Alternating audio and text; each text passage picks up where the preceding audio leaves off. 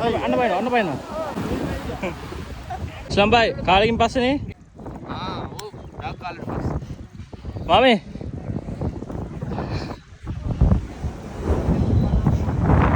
right. මාමේ. අපි මාමල ඔක්කොම ඉන්න අද්දෙන මාමේ. සිම්බයි. ජය වෙන්න ඕන. ජය.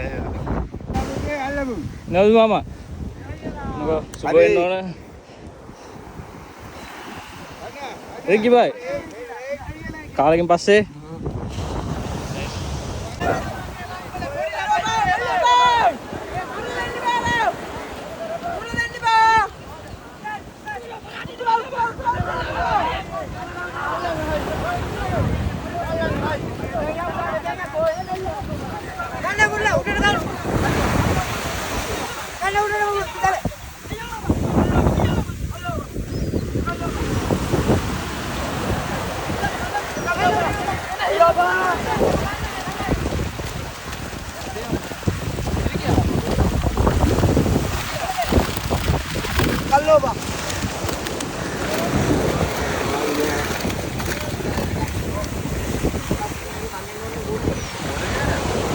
අපි අදිද්දි මාළුවා ගියා කුඩින් පැනන්නේ දැලට උඩින්. ඉතින් ඒ ඇවිල්ලා ගොඩයෝ මේ වලට පේන දින බිම මේ තමයි ගොඩයෝ කියන්නේ. ඉතින් මුන් ලේසින් මට්ටු වෙන මාළුවා జాතියක් නෙමෙයි මේ ඉන්නේ. ඉතින් මෙයාලා පොඩ්ඩක් මට්ටු කරන්න ගොඩක් අමාරුයි. ඒත් එක්කම අද මාදලට කලවන්නෝයි දණ්ඩෝයි වැදලා